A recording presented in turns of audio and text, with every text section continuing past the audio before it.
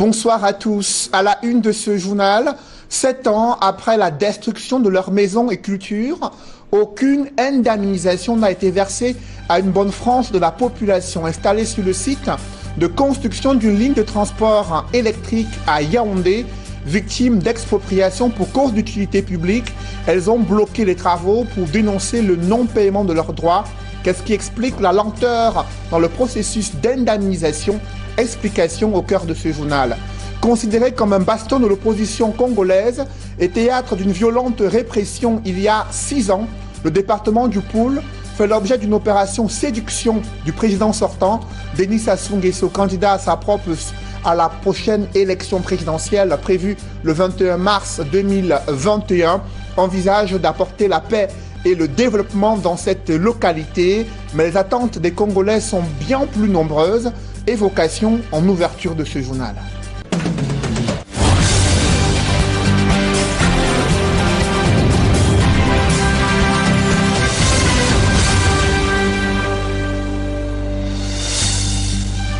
Merci de suivre cette édition complète de l'information sur Equinox Télévision. Mettons le cap sur Brazzaville, la capitale congolaise, aux couleurs de la campagne électorale.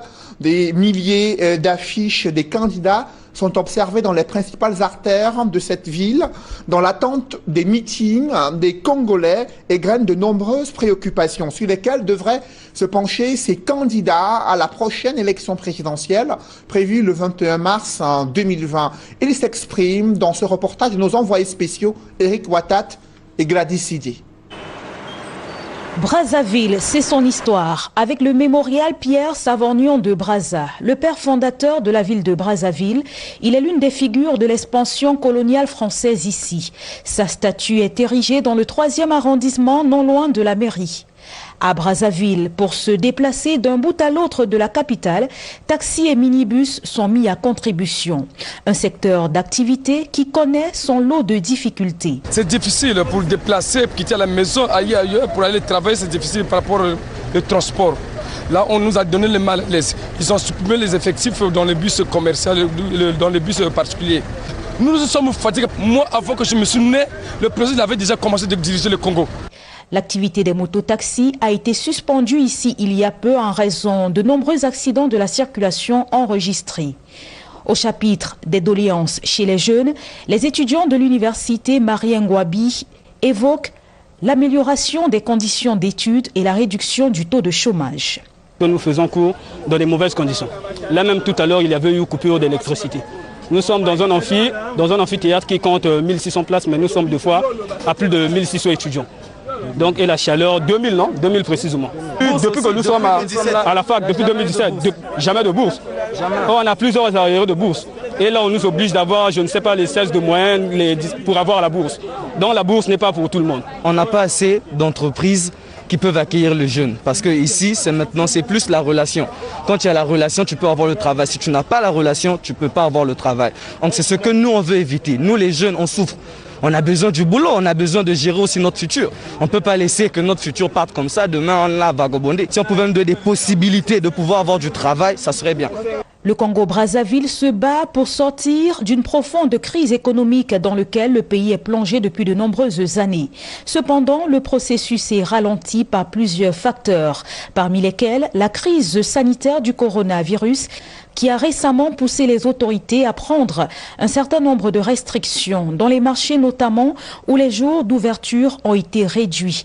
Ils sont passés de 7 à 5 jours. Pour l'échéance électorale à venir, chaque Congolais a déjà une idée bien précise du choix qu'il fera. Tout un chacun a son opinion de son candidat. C'est-à-dire que moi j'ai mon candidat que je veux voter. 2,5 millions d'électeurs sont appelés à partager 7 candidats lors de la présidentielle du 21 mars 2021 ici au Congo-Brazzaville. Brazzaville, justement, la capitale, se prépare à accueillir ce grand rendez-vous électoral. Elle est inondée d'affiches des différents candidats, même si celle du président sortant se taille la part belle. Toujours est-il que les 7 candidats à cette élection présidentielle sont sur le terrain en vue de la conquête des potentiels électeurs et le taux de participation participation sera sans aucun doute l'enjeu majeur de cette élection ici au Congo-Brazzaville. Pour Equinox Télévision, les envoyés spéciaux nous sommes Eric Florent Ouattat, Carlos Minoué, Guy Zogo, Gladys Sidje. Et restons au Congo-Brazzaville pour évoquer cette campagne électorale. Denis Sassou Nguesso, candidat à sa propre succession, président sortant, peut-il engranger des voix dans le département du Poul? Considéré comme rebelle, la zone du Poul a été le théâtre d'une répression contre l'opposition il y a 6 ans. Et aujourd'hui, conscient de ce ressenti des populations, le président sortant, Denis Sassou Nguesso, se présente comme un artisan de la paix et du développement pour le bien-être des populations. Compte rendu avec nos envoyés spéciaux Guy Zogo et Carlos Minoué. Dans le département du Poul, où le président sortant Denis Sassou Nguesso poursuit sa campagne électorale, il faut dire qu'il n'est forcément pas en terrain conquis. Ici, c'est le fief de Bernard Kolela, son adversaire implacable lors de la guerre civile de 1997, mais aussi du pasteur Ntoumi, qui a longtemps posé un certain nombre de problèmes à la République congolaise et notamment au pouvoir du président Sassou Nguesso. Il faut ajouter que le fils de Bernard Kolela, Guy Brice Parfait Kolela, est également candidat à cette élection présidentielle du 21 mars 2021. Sassou Nguesso en est conscient, lui qui est revenu avec des mots certes feutrés, mais déterminés sur les affres du Poul dans l'histoire du Congo, en appelant à la paix définitive dans ce département. Il faut la paix pour toujours, la paix définitive pour ce département du Poul, pour qu'avec le Poul, les autres départements, nous allions vers le développement de notre pays.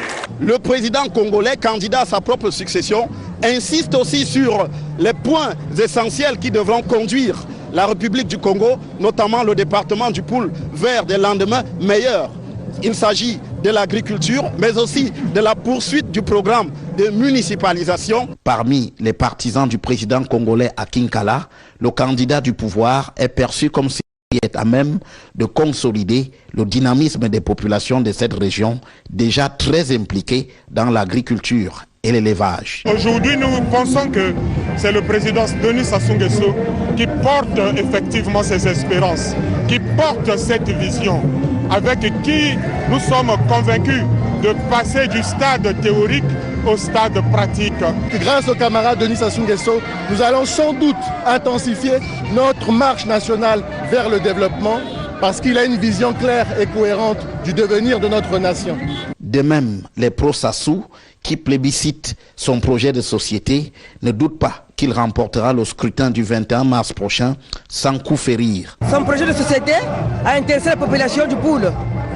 Nous adhérons donc à ce projet du président Denis Sassou Nguesso, qu'il soit encore réélu. Je n'ai pas de commentaire, il passe une fois KO.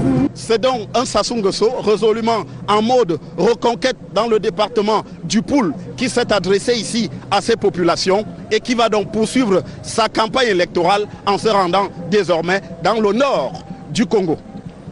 À Kinkala, dans le département du Poul, au Congo-Brazzaville, Carlos Minoué, Guy Zogo, Equinox Télévision. Et au Cameroun, des populations ont bloqué les travaux de construction d'une ligne de transport électrique entre Mamvele et Yaoundé. Elles revendiquent le paiement des indemnisations qui traînent depuis 7 ans. Cependant, leurs maisons et diverses cultures ont été détruites pour entamer les travaux. Les nouvelles promesses de régularisation de leur situation n'ont pas convaincu ces victimes d'expropriation pour cause d'utilité publique. D'autres précisions dans ce reportage est signé Rodrigue Ngassi et Marcelin Gransop.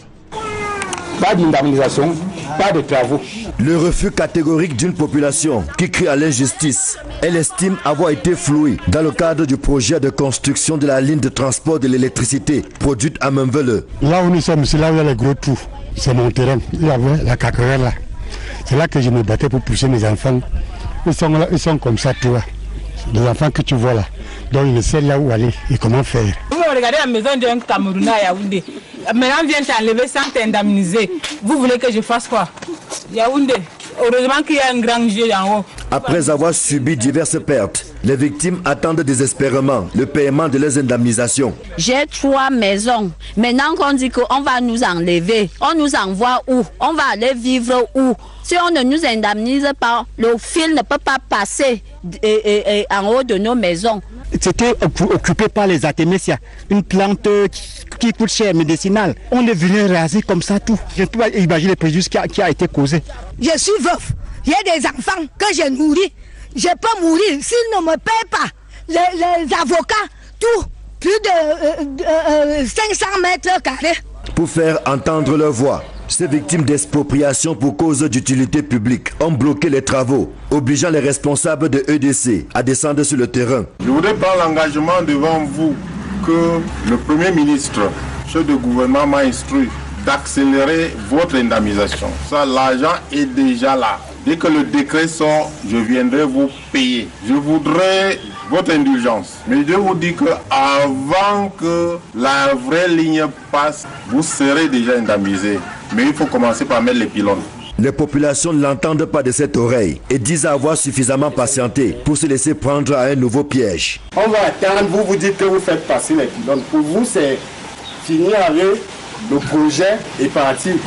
2 mois c'est trop. Je peux mourir même avant les 2 mois. Non, je ne peux pas m'engager. Je dis 2 mois c'est trop. Parce que dire que vous allez faire passer les pylônes avant de nous payer, je dis non. Mon frère. Le patron de EDC va leur servir une réplique à faire fléchir, sans pour autant obtenir les assurances de la poursuite sereine des travaux. Je vous assure que si d'ici le mois de juin-juillet, l'énergie de Membélé n'atteint pas Yaoundé, le Cameroun sera dans une crise énergétique. Les populations et les concernés ne se sont pas encore concertés pour voir dans toutes les mesures si réellement il va tenir à ses promesses.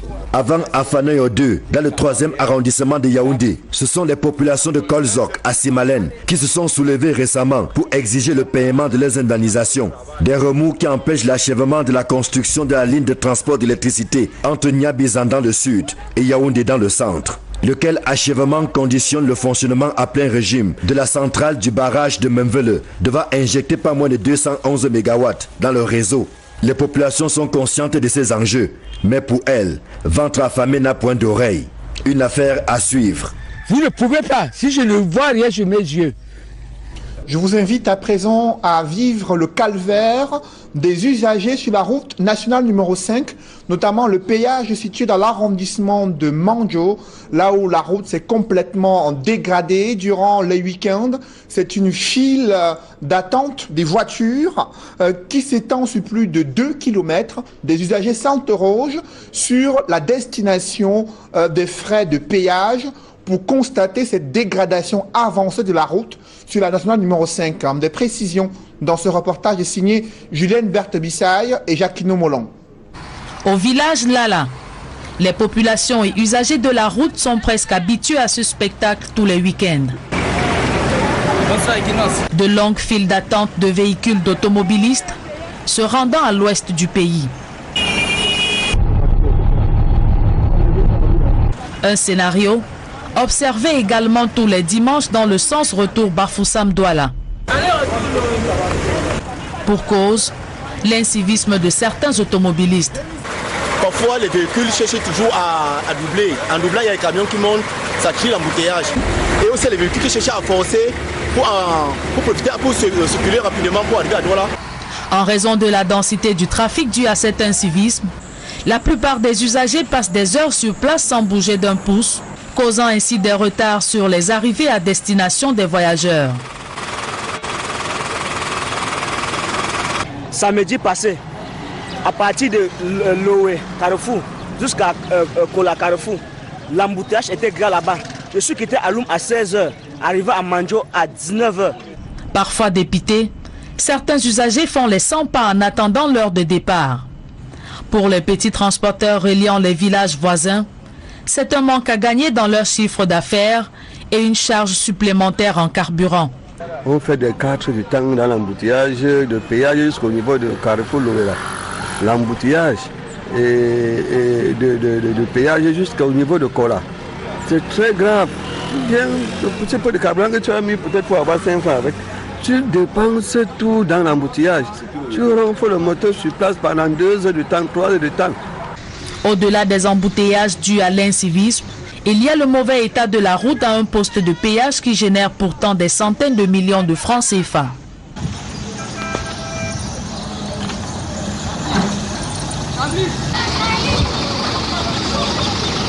Beaucoup de passagers, même dans ma voiture, ont demandé que l'argent que nous versons ici chaque jour, parce que nous versons là-bas chaque jour, ça part vraiment haut.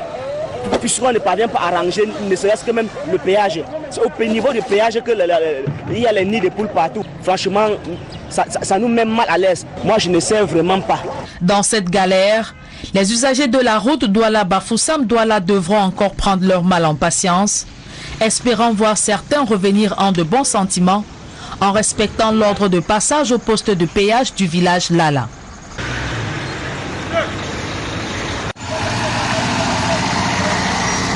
Plus virulente de la pandémie de coronavirus observée à travers le monde est la conséquence de l'échec des politiques sanitaires.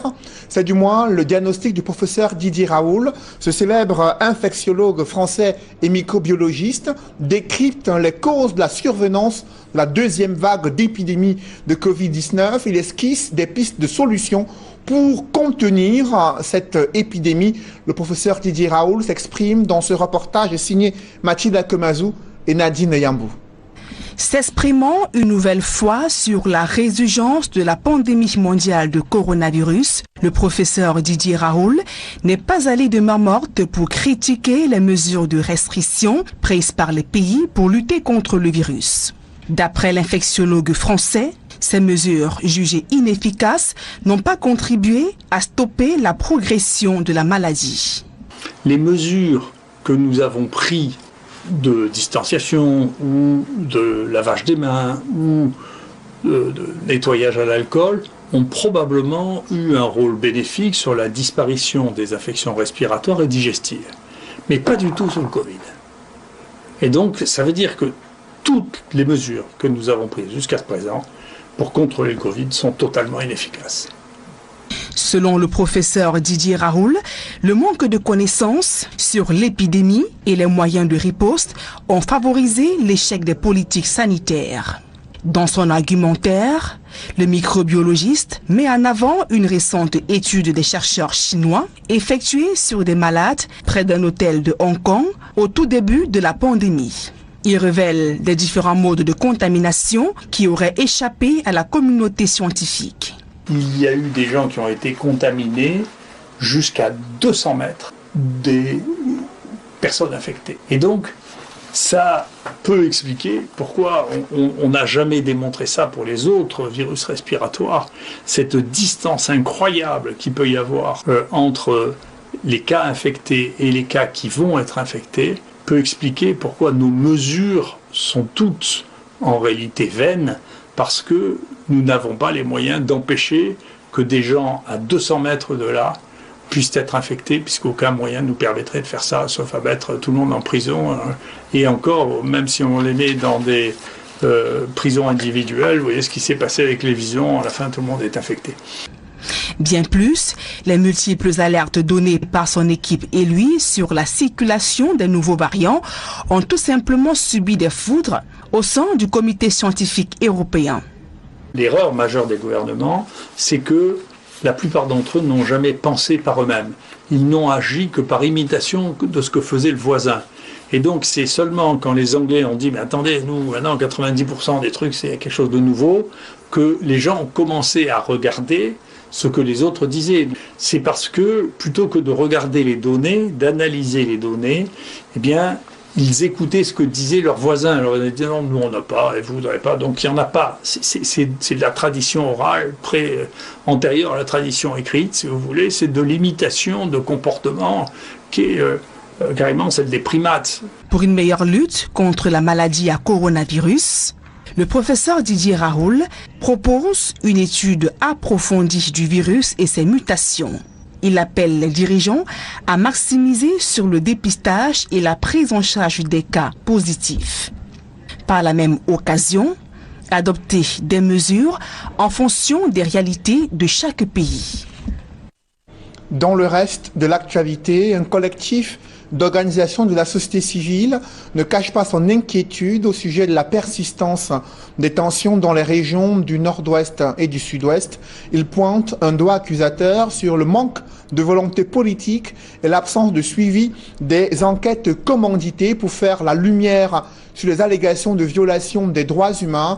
Dans son dernier rapport, le mouvement Stand Up for Cameroon appelle les différentes parties engagées dans ce conflit à œuvrer véritablement pour définitif à la paix dans les régions anglophones. Compte rendu d'Alas Chana et Vivien Tonfac. Les organisations de la société civile et politique remettent en cause la sincérité des intentions du gouvernement camerounais à faire toute la lumière sur l'état des exactions dans les régions du nord-ouest et du sud-ouest. Ils fondent leur posture sur la désinvolture du régime de Yaoundé quand il est à l'étau de la communauté internationale. N'a été mené contrairement aux demandes explicites des Nations Unies et des ONG locales. Le rapport d'enquête conduit, demandé par la présidence, n'a pas été rendu public. On a eu un communiqué du secrétaire général de la présidence faisant état des conclusions d'un rapport que personne n'a vu, ce qui est problématique lorsqu'on veut établir la vérité. Regroupés au sein de Stand Up for Cameroon, Human Rights Working Group, ces organisations regrettent que cette mauvaise foi ait pour conséquence d'envenimer les combats sur le terrain, faisant des morts, favorisant les violences et violations des droits de l'homme. On a continué à avoir des cas de personnes tuées, des cas de personnes kidnappées, des cas de personnes arrêtées et détenues, des cas de personnes torturées, des cas de personnes privées de leurs droits économiques, sociaux et culturels. Dans leur récent rapport, ils déplorent qu'entre le 1er janvier et le 28 février 2021, l'on ait enregistré 41 décès, 4 incendies, 2 blessés, 7 enlèvements et 2 cambriolages. Loin de se limiter à ce bilan effroyable, ces organisations invitent dans leur rapport toutes les organisations à œuvrer pour un retour à la paix dans ces régions depuis 3 ans. Aux autorités, nous disons simplement que vous avez la responsabilité de mettre fin aux arrestations arbitraires, au harcèlement des activistes. Vous avez la responsabilité de former l'ensemble de votre personnel, de votre administration au respect strict des lois que nous nous sommes proprement données. À la communauté internationale qui est en rapport avec le gouvernement, qui est son partenaire, nous disons qu'elle a la responsabilité d'appuyer les efforts des citoyens camerounais pour que vérité et justice soient établies. Et aux groupes armés, nous réitérons notre message clair. Aucun combat ne justifie la prise de la violence, et la violence sur les civils, la violence sur les agents de l'État. Nous demandons à tous ces groupes de renoncer à la violence, de mettre à la disposition de la justice internationale ceux de leurs membres qui sont responsables des crimes. Ce groupe de travail veut, à travers son rapport, rendre compte de manière exhaustive sur les faits de violence et violations des droits de l'homme au Cameroun, afin d'aider à la prise de décisions efficaces. Près de 700 millions de francs CFA pour la construction d'un village artisanal régional de l'Ouest. Le ministre des PME reconnaît que le chantier a connu de multiples retards. Lors de l'ouverture officielle de ce village artisanal, les acteurs ont demandé plus de moyens d'accompagnement pour le secteur artisanal dans la région de l'Ouest. D'autres précisions dans ce reportage signé Leclerc Tsakem. 11 ans après la pose de la première pierre, le village artisanal de l'Ouest est enfin inauguré. Bâti sur 400 mètres carrés, le joyau qui a vu le délai de livraison s'arrondir plus d'une fois a englouti quelques 700 millions de francs CFA. Avec l'inauguration du village artisanal régional de Bafoussam aujourd'hui, nous achevons d'équiper l'ensemble des régions de notre pays de villages artisanaux régionaux. Et malgré les retards enregistrés dans la réalisation de ce chantier, nous y sommes enfin parvenus. À l'Ouest, chaque département, chaque communauté dispose de trésors artisanaux et culturels qui trouveront ici, dans ce village artisanal régional, une vitrine d'exposition, mais surtout un espace où des peuples venus d'ailleurs, des visiteurs, des touristes viendront à la rencontre du riche patrimoine artistique et culturel des peuples des Grassfields. La mise en place de cette structure intervient alors que le secteur de l'artisanat bat de l'aide dans la région de l'Ouest. Au-delà de la pandémie du coronavirus, venue paralyser les activités, les produits de l'artisanat font face à une concurrence déloyale du fait des importations aux grandes dames des chefs-d'œuvre locales. Le bois que nous travaillons ici n'est pas toujours d'une bonne qualité puisque les scieries, quand ils font du bois, ils partent seulement. On ne laisse pas aux Camerounais consommer vraiment du bois pur. Pour ce qu'on consomme, c'est peut-être ce qui est, peut-être ça vient peut-être en troisième choix. Or que le premier choix devait être d'abord utilisé ici. Le plus grand problème, c'est que l'artisan n'est pas mis au premier plan comme on le dit souvent. Il y a l'Université des Beaux-Arts qui a été créée, mais malheureusement, on n'a jamais eu des formations. En fait, les élèves qui viennent se former sur place, ils se forment sur quoi? Ils se forment sur quelle base? Ils ont seulement les diplômes. Le village artisanal de la région sera-t-il la lueur d'espoir, longtemps attendu par les acteurs de cette chaîne de production dans cette partie du pays où foisonne la diversité d'œuvres artisanales? C'est en tout cas le souhait qui est ici nourri par les artisans. Pour notre secteur, il faut d'abord préparer des choses, des trucs importés. Qu'on met d'abord ça à côté, qu'on consomme nos produits nationaux. Toutes ces visites qu'on fait là, si le ministre rentre sans un objet d'art, si quelqu'un rentre sans un objet d'art, il n'a rien fait. C'est ça qui marque tout ce qu'on a vécu là. Même après 50 ans, vous voyez, ça vous rappelle des choses. Ce bâtiment, dont la cérémonie d'inauguration vient d'être présidée par le ministre Assil Baseleke II des petites et moyennes entreprises, de l'économie sociale et de l'artisanat, sera un cadre d'expression, de célébration et surtout de promotion du patrimoine artisanal des peuples graciles. L'occasion de ce mois consacré aux droits des femmes, je vous invite à la découverte d'une Camerounaise autodidacte dans la mécanique automobile. Elle s'y est lancée depuis de nombreuses années. Elle fait des émules parmi les hommes et suscite l'admiration de ses sœurs et d'autres femmes qui la voient engagée dans la réparation et le dépannage de plusieurs automobiles dans la ville de Douala. Des précisions dans ce reportage de Warren Zede et Cédric Ding. Si vous êtes de passage au quartier Ndog-Passy 3, dans le 3e arrondissement de la ville de Douala, plus précisément au lieu dit zone de recasement, vous ne pourrez pas rater ce petit garage. Ici, pas d'enseigne, mais pourtant... Quand tu arrives, même quand tu es à l'entrée lycée et que tu viens vers ici, tu dis laisse-moi chez Ticha, directement la moto te laisse là. Et pour cause, Ticha, c'est elle.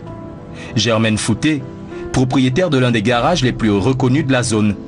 Tellement reconnu que l'on vient de très loin parfois pour profiter du savoir-faire de la docteure des engins à 2 roues.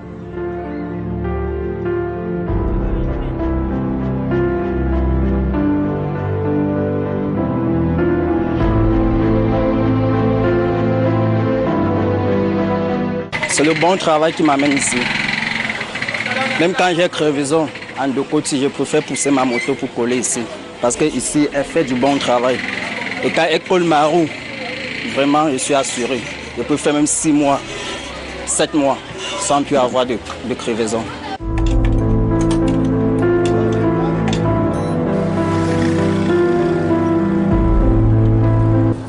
Il n'est pas encore midi, mais déjà les commandes s'alignent. Une notoriété que Germaine doit surtout à sa capacité à appâter la clientèle. Une qualité qui n'aura pas laissé de marbre des clients devenus fidèles, comme Martin.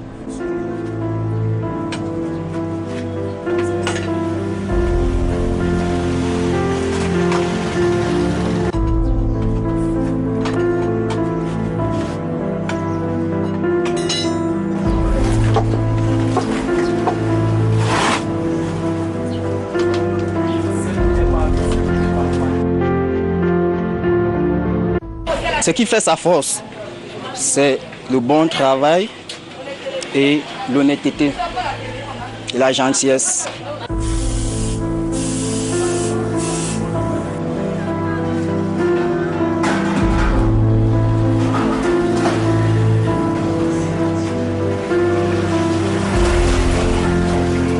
Si aujourd'hui tout roule pour Germaine, les débuts étaient loin d'être une partie de plaisir. Dans un milieu dominé par la jante masculine, Germaine faisait tache dans le décor, même pour son conjoint.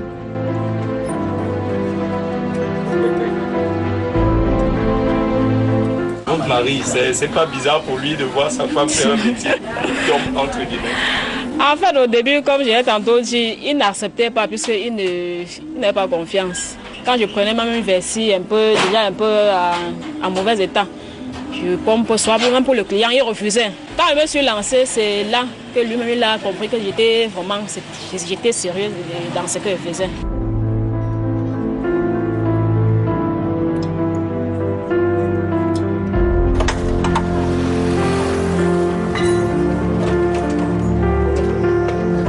À force de travail et d'abnégation, celle que l'on surnomme affectueusement Ticha est devenue l'objet de toutes les curiosités et bien sûr de toutes les admirations.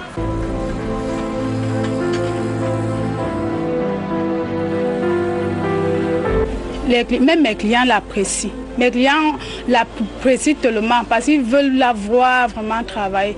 Tellement mes clients disent parfois qu'elle est tellement concentrée. On prend la chaise même chez moi, on s'assoit à la véranda pour la voir travailler.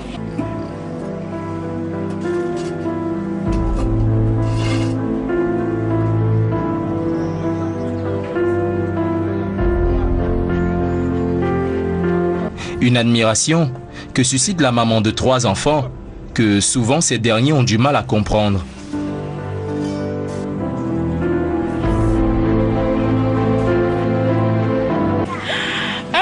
Elle m'a dit que non, maman, je n'aime pas. Je veux plus que tu fasses ce genre de travail. Je dis, mais pourquoi? Et que non, parce que c'est salissant, ça salit. L'argent que je te donne le matin, là, c'est sale. Une passion qui anime Ticha chaque jour plus que la veille. Une façon pour elle de prouver que, même quand on est une femme, on sait se salir les mains.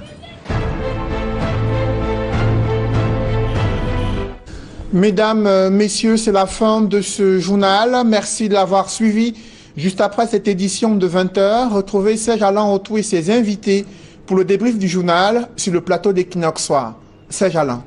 Construction de la ligne de transport d'électricité entre Memvele et Yaoundé, les populations d'Afanoyo bloquent les travaux. Cela fait 7 ans que ces populations attendent des indemnisations qui devraient être versées en principe après la destruction de leurs maisons et cultures.